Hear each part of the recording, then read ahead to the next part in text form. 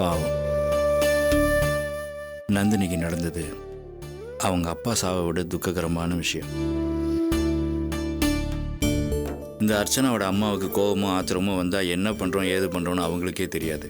அப்படிப்பட்டவங்க கிட்ட நந்தினியும் செல்வமும் டிராவல்ஸ் ஆஃபீஸுக்கு ஒன்றா சேர்ந்து போனதை யார் போய் சொல்லியிருப்பாங்க? இது அவங்களுக்கு தானாக தெரிஞ்சுதா இல்லை எந்த நாசமாக போனவங்க சொன்னான்னு தெரியலையே. எது எப்படியோ செல்வம் நந்தினியை கொண்டாந்து அவங்க வீட்டில் வச்சுருக்கிறது ஒரு வகையில் நல்லது தான். பாவம் அவங்க அப்பா இறந்ததுக்கப்புறம் அவள் தனியாகவே இருக்கிறா. அவளுக்கு துணைக்கோ ஆறுதல் சொல்கிறதுக்கோ யார் இருக்கா? செல்வம் அடிக்கடி அந்த வீட்டுக்கு போயிட்டு வந்துக்கிட்டு இருக்க முடியுமா? தனியாக இருக்கிற பொண்ணு வீட்டுக்கு போயிட்டு வந்தால் ஊர் உலகம் என்ன சொல்லும்? ஏற்கனவே இந்த மாதிரி போய் வந்துக்கிட்டு இருந்ததுனால தானே எல்லாரும் தப்பாக சொன்னாங்க. அதனால தானே பாவம் அவங்க அப்பா இறந்து போயிட்டாரு. அன்னைக்கு நந்தினி அவங்க அப்பா சாவுக்கு போயிருந்தப்போ சாயந்தரம் முடிஞ்சு எல்லாரும் கிளம்பும்போது நந்தினிக்கு துணையாக யார் இருக்கிறதுல பெரிய சிக்கலாகவே ஆகிப்போச்சு. செல்வமும் சரி அர்ச்சனாவும் சரி ரொம்ப நல்லவங்க. நந்தினி அங்கே இருக்கிறதுனால அவங்க 2 பேரும் அவளை நல்லபடியாக பார்த்துக்குவாங்க. அது மட்டும் இல்லை, நந்தினியும் ஒரு நல்ல புத்திசாலித்தனமான பொண்ணு. அங்கே இருக்கிறதுனால செல்வத்துக்கு தொழிலில் மேலே மேலே முன்னுக்கு வர்றதுக்கு நல்ல நல்ல ஐடியாலாம் கொடுப்பாள்ல. ஆக மொத்தத்தில் அர்ச்சனாவோட அம்மா நல்லது தான் பண்ணியிருக்காங்க. செல்வம் அவன் வீட்டில் நந்தினியை கொண்டு போய் தங்க வச்சது நல்லது தானே.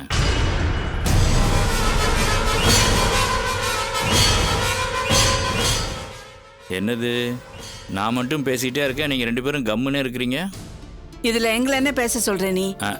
நீ பேசிட்டாலும் சரி சரி, முட்டை கடைக்காரனுக்கு காசு கொடுக்கணும், நான் போய் கொடுத்துட்டு வந்துடுறேன்.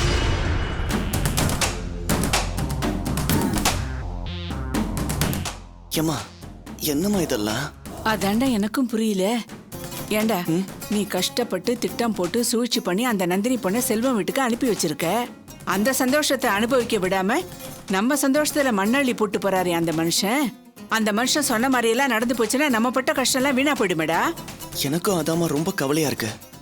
ஒருவேளை அவசரப்பட்டு தப்பு கணக்கு போட்டோமோன்னு யோசனையா இருக்கு. அந்த பத்ரகாளி சிவகாமி நடந்துகிட்ட விதத்துக்கு எந்த பொண்ணா இருந்தாலும் அவன் மனசுல ஒரு வன்மை ஏற்பட்டிருக்கும். பழிக்கு பழி வாங்கணுங்கிற ஒரு வைராக்கியம் வரும்டா.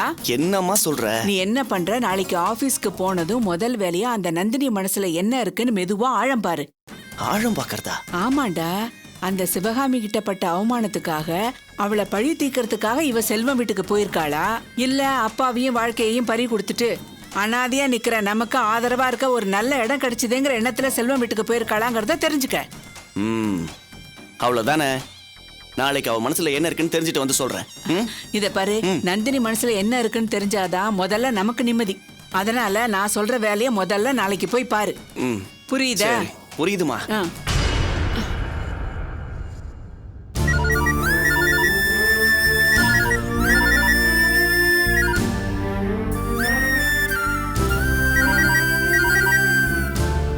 புது நம்பரா இருக்கே.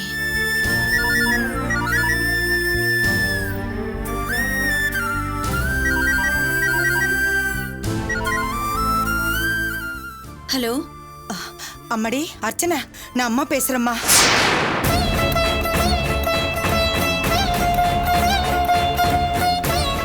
அம்மாடி நீ போனை கட் பண்ணிடாதம்மா. இவ்வளோ நேரம் உங்க அப்பா போன்ல இருந்து உனக்கு போனை போட்டோம்.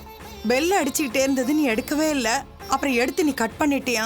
நான் உங்ககிட்ட பேசணுமா, நந்தினி விஷயமா உங்ககிட்ட பேசணுமா. இனிமே பேசுறதுக்கு என்ன இருக்கு? அதான் எல்லாத்தையும் செஞ்சு முடிச்சிட்டீங்களே. என்னம்மா சொல்ற? நான் ஆரம்பத்துல இருந்தே படிச்சு சொன்னேன், இது எங்க குடும்ப பிரச்சனை, நந்தினி விஷயத்துல தலையிடாதீங்கன்னு. ஆனா என் பேச்ச கேட்காம எனக்கு நல்லது பண்றதா நினைச்சு கெடுதல் தான் பண்ணிருக்கீங்க. இப்ப அவர் நந்தினியை வீட்டுக்கே கூட்டிட்டு வந்துட்டாரு. இதான் நீங்க எனக்கு பண்ண நல்ல காரியமா? இப்ப உங்களுக்கு சந்தோஷமா? என்னம்மா இப்படி எல்லாம் பேசுற? சின்ன வயசுல இருந்தே நம்ம குடும்பத்துல நீ ரொம்ப கஷ்டப்பட்டோம்மா. கல்யாணத்துக்கு அப்புறமாவது நீ நல்லபடியா வாழணுங்கிறதுக்காகத்தான் உங்க அப்பா பேச்ச கூட கேட்காம உன் கல்யாண விஷயத்துல நான் ரொம்ப பிடிவாதமா இருந்தேன். நான் நினைச்ச மாதிரி உன் கல்யாண வாழ்க்கை அமையல. ஆனா மாப்பிள்ளை என்கிட்ட சொன்னதுக்கு மேல, நான் நினைச்சதுக்கெல்லாம் மேல உனக்கு ஒரு அருமையான வாழ்க்கையை ஏற்படுத்தி கொடுத்திருக்கிறாரு. காலம் பூரா நீ அந்த வாழ்க்கையில சந்தோஷமா வாழணுங்கிறதுக்காகத்தாம்மா நான் இதெல்லாம் செஞ்சேன். போதும், நிறுத்துமா. அவருக்கும் நந்தினிக்கும் இல்லாத ஒரு விஷயத்தை கற்பனை பண்ணி ஜோசியம் ஜாதகம் அது அதுன்னு நீ பண்ண காரியம் எல்லாமே எனக்கு கெடுதலா தான் முடிஞ்சிருக்கு. எதுவுமே நல்லதா நடக்கல. நந்தினி அவங்க அப்பா இழப்புக்கு அப்புறம் வெளிநாடு போறதா இருந்தாங்க. இப்ப நீ பண்ண காரியத்தினால அவர் நந்தினிய வீட்டுக்கு கூட்டிட்டு வந்துட்டாரு. இப்ப நான் அவளை எப்படி வெளியில அனுப்புறது? போதுமா? எந்த தாயும் பெத்த பொண்ணுக்கு இப்படி ஒரு நல்ல காரியத்தை பண்ணிருக்கவே மாட்டாங்க. அம்மாடி, இந்த அம்மா மன்னிச்சிருமா. அது என்னவோ தெரியல, உன் விஷயத்துல ஆரம்பத்துல இருந்தே நான் எது செஞ்சாலும் தப்பாவே போய் முடியுது. மன்னிக்க கூட காரியத்தைய பண்ணிருக்க. நந்தினி விஷயத்துல எது முடிவுன்னு நினைச்சு நீ பண்ணியோ அதுவே இப்ப பிள்ளையார் சுழி ஆரம்பமாயிடுச்சு. இது எதுல போய் முடியுமோ எனக்கு தெரியல. இனி நான் இல்ல, யார் நினைச்சாலும் நந்தினியை வீட்டை விட்டு அனுப்ப முடியாது. நீங்க என் வாழ்க்கையில எது நடக்க கூடாதுன்னு நினைச்சு பயந்தீங்களோ அது நடந்துருமோன்னு பயமா இருக்குமா? என் பயத்தை வெளியில சொல்லி அழ முடியாத நிலைமைக்கு நான் ஆளாக்கிட்டீங்க. அர்ச்சனா, அம்மாடி, தயவு செஞ்சு இனிமே என் வாழ்க்கையில தலையிடத்தை நிறுத்துங்க. வைங்க போன. ஐயோ அர்ச்சனா, அர்ச்சனா.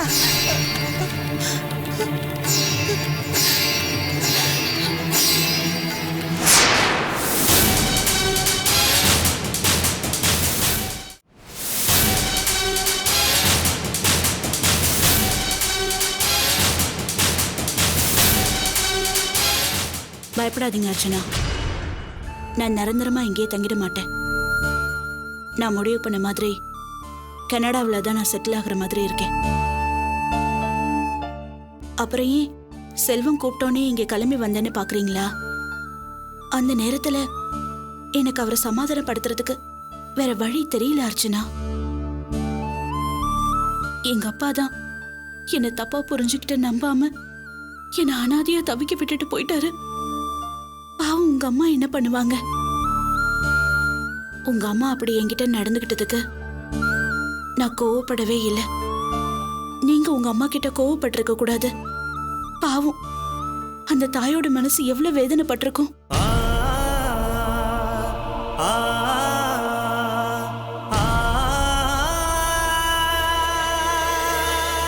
நான் வெளிநாடு போய் செட்டில் ஆகுறேன்னு சொன்னா செல்வம் அதுக்கு ஒத்துக்க மாட்டாரு. அதனால அவர்கிட்ட சொல்லாம தான் நான் கனடா போறேன். வீசா ரெடி ஆகிற வரைக்கும் தான் நான் இங்க இருப்பேன். அதனால என்ன நினைச்சு நீங்க பயப்பட வேண்டாம். இந்த விஷயம் நம்ம 2 பேருக்குள்ள ரகசியமாவே இருக்கட்டும். செல்வத்துக்கு தெரிய வேண்டாம். இதை நான் ஏன் உங்ககிட்ட சொல்றேன்னா, நீங்க தான் எதையுமே செல்வத்துக்கிட்ட மறைக்க மாட்டீங்களே, அதான் சொன்னேன். சொல்ல மாட்டேன்.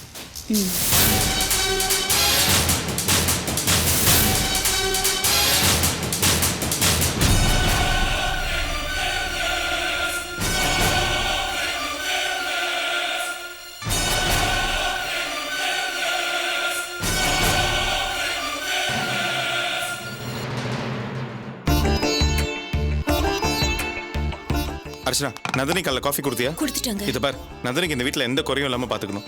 எல்லா விஷயமும் பார்த்து பண்ணணும். முக்கியமாக அவங்க அப்பா இல்லாத குறை தெரியாத அளவுக்கு பார்த்துக்கணும். புரியுதா? செல்வம், அர்ச்சனா தான் எனக்கு எல்லாத்தையும் பார்த்து பண்றாங்கல்ல. குளிச்சுட்டு ரெடி ஆயிட்டு வா, டிஃபன் சாப்பிடலான்னு சொன்னாங்க. உடனே ரெடி ஆகி வந்துட்டேன். அதுக்கு இல்லை நந்தினி, உனக்கு இந்த வீட்டில் எந்த குறையும் இல்லாமல் பார்த்துக்க வேண்டியது என்னோட கடமை. அதனால உனக்கு எந்த பிரச்சனையா இருந்தாலும் பரவாயில்ல, தயங்காம என்கிட்ட சொல்லு. இது உன் வீடு மாதிரி. இது ஏன் வீடு மாதிரின்னு நீ சொல்லிதான் எனக்கு தெரியணுமா? இந்த வீடை பார்த்து கட்டினதே நான் தானே. சரி, நல்லா சாப்பிட்டு மாத்திரை போட்டு ரெஸ்ட் எடு. புரிஞ்சுதா? ரெஸ்ட் எடுக்கவா? செல்வம், நான் உன் கூட ஆபீஸ்க்கு வரேனே, என்னென்ன நோயாளி நினைச்சியா? அதெல்லாம் ஒண்ணும் வேண்டாம், நீ வீட்ல ரெஸ்ட் எடு, அது போதும். ஐயோ இல்ல செல்வம், நான் ஆபீஸ்க்கு வந்தா எனக்கு கொஞ்சம் மைண்ட் ரிலாக்ஸ்டா இருக்கும். ப்ளீஸ் நந்தினி ஆபீஸ் கூட்டிட்டு போங்க. சரி, அப்புறம் உன் இஷ்டம். வா சாப்பிடலாம். உட்காருங்க.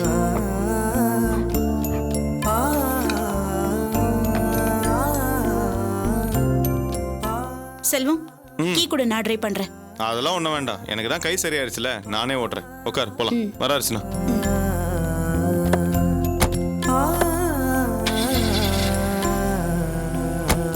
அம்மா, என்னம்மா இது? சாரோட முன் சீட்ல போய் உட்காந்துக்கிட்டாங்க. பாக்குறவங்க என்ன நினைப்பாங்க?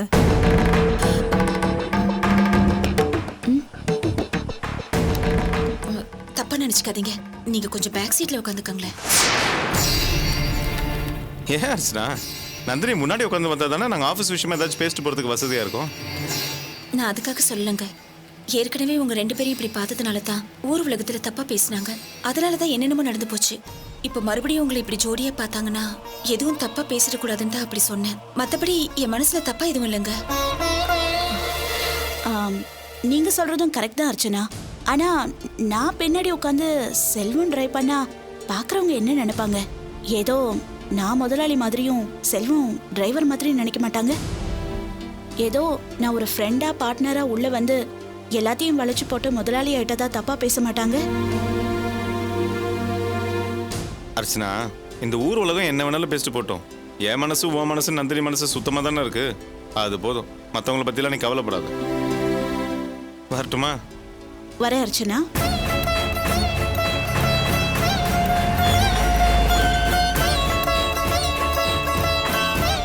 என்னம்மா நீங்க அவங்க ஏதோ சொல்றாங்கன்னு சொல்லிட்டு பேசாம இருந்துட்டீங்க. பாக்குறவங்க சாரா அந்த அம்மாவோட டிரைவர்னு சொன்னா கூட பரவாயில்லம்மா. ஆனா வேற மாதிரி நினைச்சிட கூடாதுல்ல. சார் பக்கத்து சீட்டு உங்க சீட்டு, அத நீங்க விட்டு கொடுத்துட கூடாதுமா. அது உங்க உரிமையை விட்டு கொடுக்குற மாதிரி. நீ பாட்டுக்கு ஏதாவது பேசி என்ன குழப்பாத. போய் வேலையை பாரு.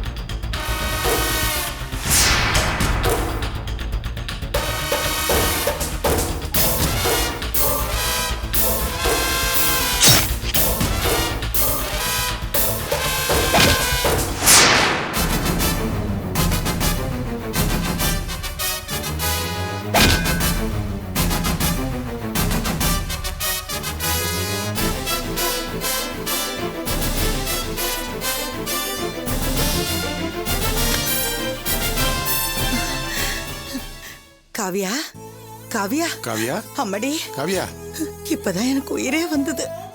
காவியா, என்னடி நடந்தது? நீ மயக்கம் தெளிஞ்சு எழுந்துச்சு உட்காந்துட்ட, என் புள்ள அப்படியே கிடக்குறானே. காவியா, என்னம்மா நடந்தது? எதுக்காக நீயும் மாப்பிளையும் அந்த நேரத்தில் அங்க போனீங்க? எப்படி லாரியில் அடிபட்டீங்க? என்னம்மா எதுவுமே பதில் சொல்ல மாட்டேங்கிற? சிவகாமி, நான் போய் டாக்டரை கூட்டிட்டு வந்துடுறேன். சரிங்க. ஏய், என்னடி நடந்தது? வாயை திறந்து சொல்ல. கடைசியில என் புள்ள இந்த நிலைமைக்கு கொண்டு வந்து விட்டுட்டியே. நடு ரோட்ல சண்டை போடுற அளவுக்கு அப்படி என்னதான் நடந்தது?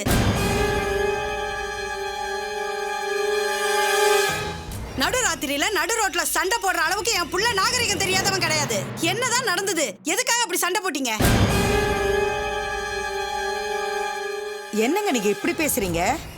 என்னமோ ஏன் பொண்ணு சண்டை போட்டு ஆக்சிடென்ட் ஆன மாதிரி நீங்க கற்பனை பண்ணி பேசுறீங்க. நான் ஒண்ணு கற்பனை பண்ணி பேசலைங்க.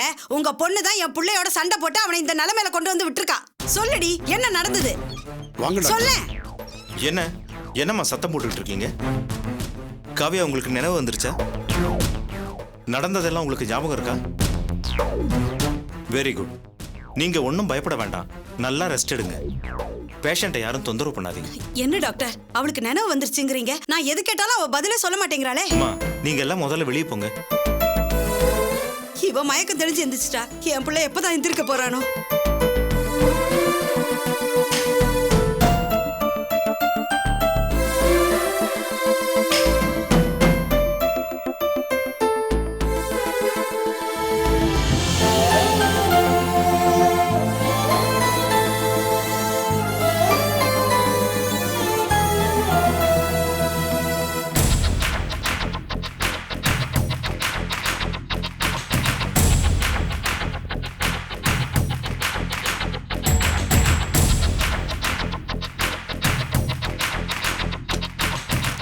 Madam may I come in madam. வாங்க வாசு. Sorry madam. என்ன வாசு திடீர்னு வந்து சாரி சொல்றீங்க, என்னாச்சு? அண்ணா உங்களை நல்லபடியா பாத்துக்க சொல்லி பொறுப்பை என்கிட்ட ஒப்படைச்சிட்டு போனாரு. நான் இல்லாத நேரம் பார்த்து அந்த பொம்பளை வந்து இப்படி உங்களை அசிங்கப்படுத்திட்டாளே. விஷயத்தை கேள்விப்பட்டதும் நான் அப்படியே துடிச்சு போயிட்டேன் மேடம். என் ரத்தம் எல்லாம் கொதிச்சு போச்சு. எனக்கு வந்த ஆத்திரத்துக்கு அந்த சிவகாமியை உண்டிலன்னு பண்ணிருப்பேன். அண்ணியோட அம்மாவா போயிட்டாங்களே, அதான் என்ன நானே அடக்கிக்கிட்டேன். என்ன பெத்த என் அப்பா அம்மா, கூட பிறந்த அண்ணன் தங்கச்சி, ஏன் தாலி கட்டின என் பொண்டாட்டி ரேவதியை விட என் மேல ரொம்ப அக்கறை எடுத்துக்கிட்டவங்க நீங்க. நீங்க மட்டும் எனக்கு ஆதரவா இல்லைன்னா இந்த ஆபீஸ்ல எனக்கு இடமே இல்லை, இந்த வாழ்க்கையும் இல்லை. என் வாழ்க்கையில விளக்கேத்தி வச்ச தெய்வம் நீங்க தான் மேடம். உங்களுக்கு இப்படி ஒரு அவமானம் ஏற்பட்டதை என்னால எப்படி தாங்கிக்க முடியும்?